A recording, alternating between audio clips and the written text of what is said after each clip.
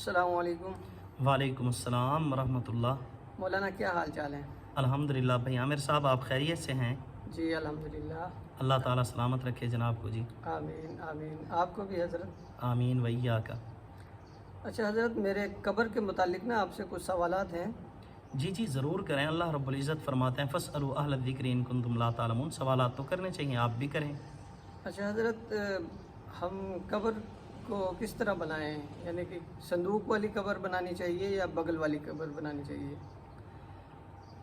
जो आपके इलाके में रिवाज चल रहा है उसी रिवाज के मुताबिक बना दें, इसमें कोई हर्ज नहीं है। लेकिन जनाब नबी करीम सल्लल्लाहु अलैहि वसल्लम बगली कब्र को पसंद फरमाते थे और हुजूर की अपनी कब्र हज़रत अबू तलहा अंसारी ने बगली कब्र तैयार की थी। सहाबा किराम में इस बात में इख्तिलाफ हुआ कि कौन सी कब्र तैयार की जाए। मुहाजिरीन संदूकी कब्र तैयार करते थे और जी जी। अंसार सहाबा किराम, मदीना में रिवाज था बगली कब्र का, हुजूर इसको पसंद भी फरमाते थे। अब सहाबा किराम में इख्तिलाफ हुआ कि हुजूर के लिए कौन सी कब्र तैयार की जाए।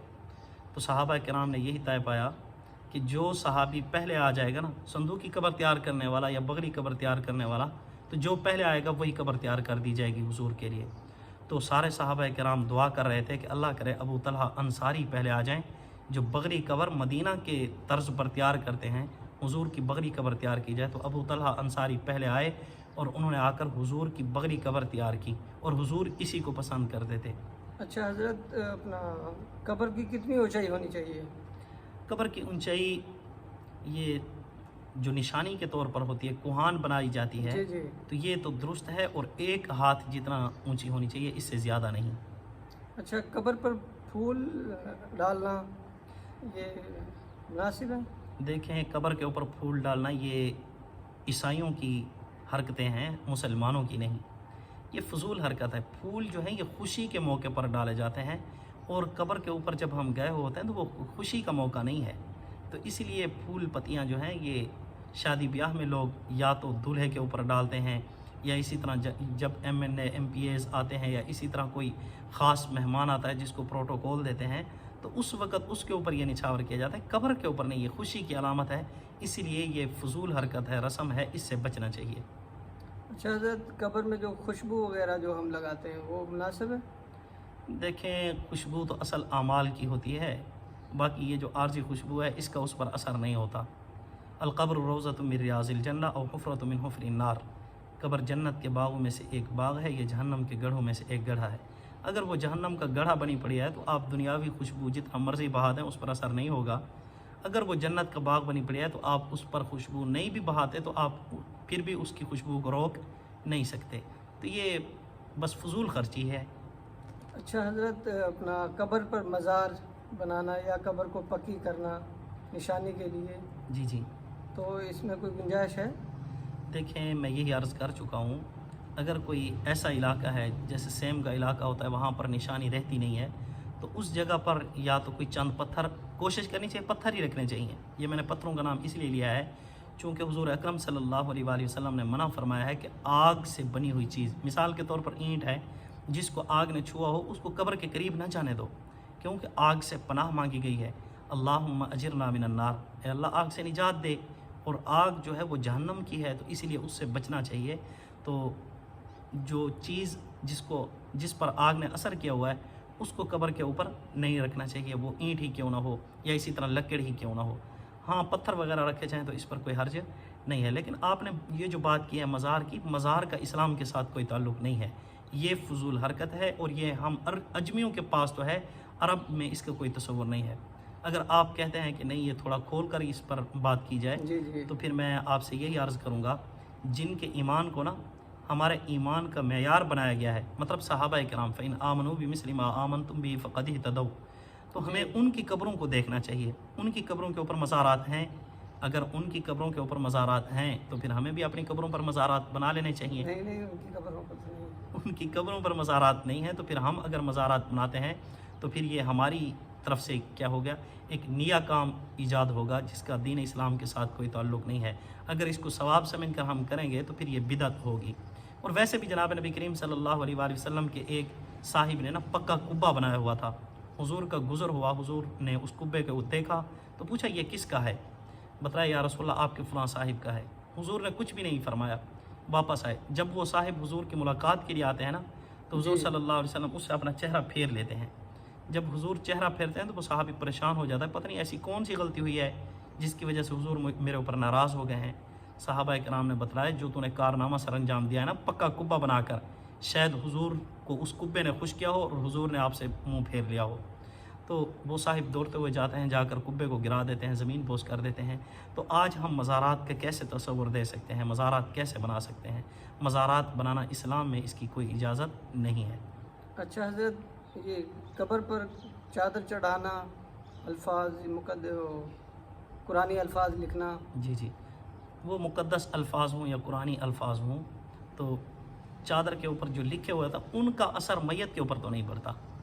ہاں یہ بے ادبی ضرور ہے کہ یار ان مقدس الفاظوں کو ہم دیکھتے ہیں کہ اگر کوئی چھوٹا سا ورقہ ایسا ہے جس کے اوپر یار اللہ رسول کا نام تو دور کی بات ہے, قرآن پاک دور کی بات ہے, قرآنی الفاظ ہیں نا جو الف با والے, اگر یہ بھی لکھے ہوئے ہوں نا تو ہم الف با والے ٹکڑے کے اوپر, ٹکڑا ہوتا ہے نا جو کاغذ کا, اس کے اوپر صرف الف لکھا ہوا ہو نا تو ہم اس کا بھی احترام کرتے ہیں. نہیں یار یہ وہ الفاظ ہیں جو قرآن میں استعمال کیے گئے, تو ہم اس کو اٹھاتے ہیں, صاف کرتے ہیں اور چوم کر اس کو کیا ہے اوپر رکھ دیتے ہیں. تو یہ چادر جس کے اوپر مقدس کلمات یا اسی طرح قرآنی الفاظ لکھے جاتے ہیں پھر اس کو زمین کے اوپر بچھا دیتا ہے, تو یہ قرآن پاک کی بے ادبی ہے.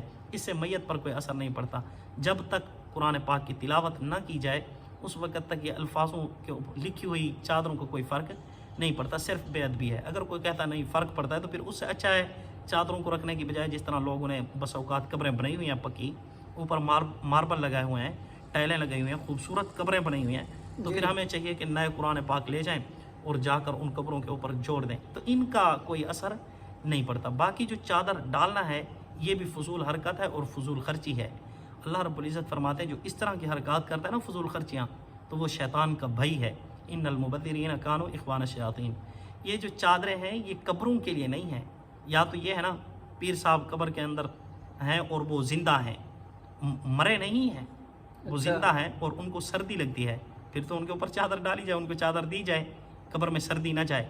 یا پھر آپ تصور کرتے ہیں کہ نہیں گرمی جاتی ہے, تو پھر میں آپ سے عرض کر چکا ہوں القبر روضۃ من ریاض الجنہ, جنت کے باغیچوں میں سے یا تو باغیچہ ہے, اگر باغیچہ ہے تو پھر وہ سردی نہیں ہے, پھر وہ راحت ہے, اس لیے آپ کی چادر کی بھی ضرورت نہیں.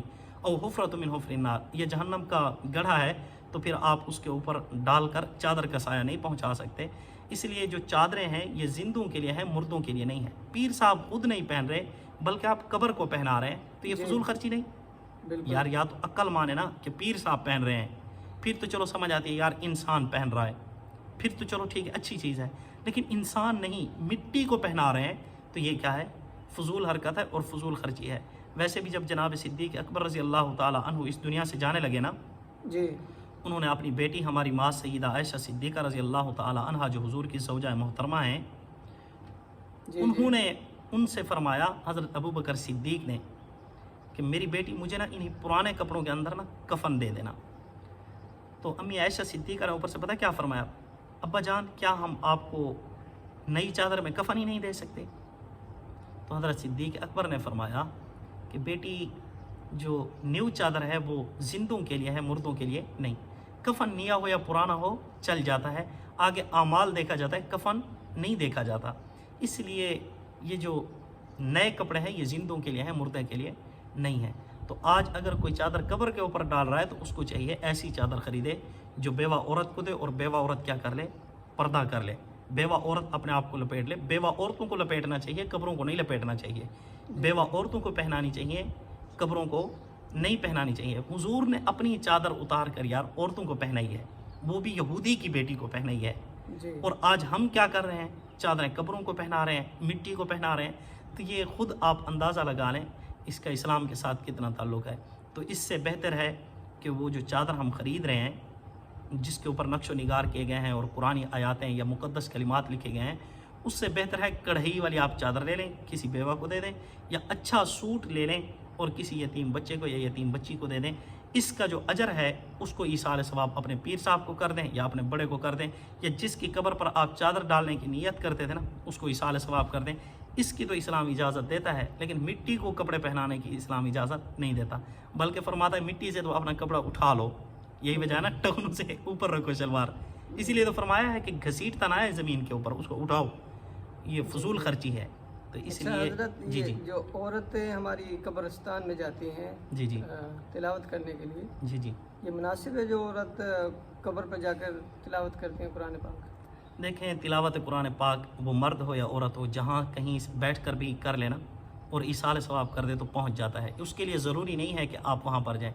جس طرح مثال کے طور پر عامر صاحب آج کے دور میں نا، ہم انگلینڈ میں بیٹھے ہوں یا سعودی عربیہ میں بیٹھے ہوں یا امریکہ میں بیٹھے ہوں یا یورپی یونین میں کسی ملک میں بھی بیٹھے ہیں، تو وہاں پر پیسے جس طرح بھیج دیتے ہیں نا، جی ہمارے جی والدین کے پاس پیسہ پہنچ جاتا ہے نا، جی جی اسی طرح یار آپ جہاں بھی بیٹھے ہیں، گھر میں ہیں، مسجد میں ہیں، بازار میں ہیں، دکان پر ہیں یا قبرستان کے اوپر ہیں، جہاں کہیں ہیں، آپ ایصال ثواب کرنا چاہتے ہیں تو آپ سکون سے کیا ہے ایصال ثواب کرتے ہیں. وہ ایسے ہی پہنچ جائیں گے جس طرح آپ کے پاس جاز کیش یا ایزی پیسہ یا یو پیسہ یا اسی طرح بینک میں آ جاتا ہے اکاؤنٹ میں، اسی طرح ان کے اکاؤنٹ میں بھی یہ اعمال نامہ چلا جائے گا. اس کے لیے قبرستان جانے کی ضرورت نہیں ہے. باقی رہی عورتوں کی بات، آپ نے پوچھا ہے نا کہ عورتوں کو جی، قبرستان عورت جانا چاہیے یا نہیں، تو اس کے بھی متعلق بتلاتا چلوں. حضور نے فرمایا نہیتکم عن زیارت القبور فزوروہا. پہلے تو میں نے قبرستان جانے سے روکا تھا، اب جا کر قبروں کی زیارت کیا کرو اور عبرت پکڑو قبروں سے کہ یار وہ چلے گئے ہیں، چلے ہم نے بھی جانا ہے. مطلب جی انہوں نے کچھ نہیں بنایا، خالی ہاتھ آئے تھے، خالی ہاتھ چلے گئے ہیں، تو ہم نے بھی خالی ہاتھ چلے جانا ہے. تو وہاں پر جا کر عبرت تو پکڑنی چاہیے. اگر عورت ایسی ہے جو صبر کر سکتی ہے، وہاں پر جا کر نوحہ نہ کرنا شروع کر دے، پیٹنا نہ شروع کر دے، بے صبری کا مظاہرہ نہ کرے، وہاں پر اس کی چادر نہ گر جائے، جس طرح ہوتی ہے نا جس کو ہم کہتے ہیں ہولے دل کی عورتیں. تو اگر کوئی ایسی ہیں تو پھر ان کو قبرستان میں نہیں جانا چاہیے. جو صبر کریں وہاں پر جائیں، دعا کریں اپنے باپ کے لیے، اپنے خاوند کے لیے، اپنے بیٹے کے لیے، اپنی بہن کے لیے. اگر جانا چاہتے ہیں تو جا سکتی ہیں، لیکن بے صبری کا مظاہرہ نہ کریں گے اور بے پردگی بھی نہ کریں. جس طرح مزاروں کے اوپر بے پردگی کرتے ہیں آج کل، یہ بالکل غلط ہے، اس کی اسلام اجازت نہیں دیتا. یہ ہندوانہ رسومات ہیں اور ہمارے مسلمانوں کے اندر بھی یہ کیا کر چکی ہیں، اثر کر چکے ہیں، گھر کر چکے ہیں. تو ان سے بچنا چاہیے. یہ ہندوؤں کے کام ہیں، مسلمانوں کے کام نہیں ہیں. اچھا حضرت، مزار پر یہ عرس میلہ لگانا جی جی یہ مناسب ہے؟ دیکھیں، جناب نبی کریم صلی اللہ علیہ وآلہ وسلم نے فرمایا، ایک لمبی حدیث ہے، لا تجعلوا بیوتکم قبورا، اپنے گھروں کو قبرستان نہ بناؤ. کیونکہ قبرستان میں نماز نہیں پڑھی جاتی نا، اس کا مطلب یہ ہے کہ گھر میں سنت نوافل بھی پڑھ لیا کرو. گھر کو قبرستان نہ بناؤ نماز نہ پڑھ کر. جی گھر میں کچھ نہ کچھ نماز پڑھنی چاہیے. اور فرمایا ولا تجعلوا قبری عیدا، میری قبر کو میلہ گاہ نہ بنانا. حضور کی قبر پر ہم عرس نہیں منا سکتے. جی حضور صلی اللہ علیہ وآلہ وسلم کی قبر پر میلہ نہیں لگا سکتے، اور حضور 1435 سال پہلے منع فرما کر جا رہے ہیں. تو آج ہم حضور کے ماننے والوں کی قبر کے اوپر میلہ اور عرس کیسے لگا سکتے ہیں؟ ویسے بھی عرس کا معنی آپ کو بتلا دوں، شاید آپ چونک جائیں. عرس کا معنی ہے خوشی اور شادی کے آتے ہیں. تو یار قبرستان کے اندر جا کر ہم خوشی منا سکتے ہیں، بالکل نہیں. وہاں پر ہم جا کر شادیاں کرا سکتے ہیں. بزرگوں کی کیا اللہ کے ساتھ شادی کرانی ہے؟ تو یہ فضول حرکتیں ہیں، یہی تو بدعات ہیں، یہی تو رسومات ہیں. ان سے بچنا چاہیے. یہ دین کے اندر من گھڑت باتیں ہیں جن کا اسلام کے ساتھ کوئی تعلق نہیں ہے. حضرت، میں نے تو دیکھا ہے قبر کے سامنے ڈھول وغیرہ بجائے جاتے ہیں، عرس منائے جاتے ہیں، بہت زیادہ بھنگڑا بھی کیا جاتا ہے. دیکھیں، یہ تو سب فضول ہیں. جی جی بالکل فضول ہیں. ڈھول کی جہاں تک بات ہے، مجھے بھی ایک جگہ انوائٹ کیا گیا بیان کرنے کے لیے. تو میں وہاں پر جب گیا، مجھے کار کے اوپر لے گئے، جب وہاں پر گیا تو آگے دیکھا ڈھول بج رہا ہے اور وہاں پر وہ چھنچھناہٹ کی آواز آ رہی ہے. جی جی اور میں جیسے ہی وہاں پر پہنچا تو میں نے دیکھا، میں نے کہا جی معذرت، میں یہاں سے بھلے پیدل چلا جاؤں گا، آپ مجھے چھوڑو ہی نہیں. میں فیس لینے کے لیے نہیں، میں اپنی جیب سے کرایہ لگاؤں گا، رکشے پر بیٹھ کر میں واپس چلا جاؤں گا. میں یہاں پر نہیں جا سکتا یار. وہاں وہاں تو بہت زیادہ بھنگڑے بھی ہوتے جی ہیں، جی سرکس بالکل. بھی لگائی جاتی جی ہے، جی بالکل. اور یہ ڈھول بجائے جاتے ہیں، دیکھیں چرسی آگے چرس پیتے ہیں. جی جی بالکل، کیونکہ ان کو محفوظ مقام مل رہا ہے نا قبرستان کے تقدس کو نہ پامال کیا جاتا ہے. اس لیے ان سے بچنا چاہیے. اور جو ڈھول ہے نا، ڈھول، اس کا تعلق خوشی کے ساتھ ہے. یہی وجہ آپ دیکھتے ہوں گے اکثر شادیوں میں یا اسی طرح پروگرام جو ہوتے ہیں نا خوشی والے، ان میں ڈھول بجائے جاتے ہیں. ڈھول کا تعلق خوشی کے ساتھ ہے، اس لیے اس سے بچنا چاہیے. بہت شکریہ حضرت، بہت شکریہ، آپ نے ہماری رہنمائی فرمائی. اللہ آپ کو جزائے خیر عطا فرمائے، آمین آمین. بہت بہت نوازے. اللہ حافظ. فی امان اللہ.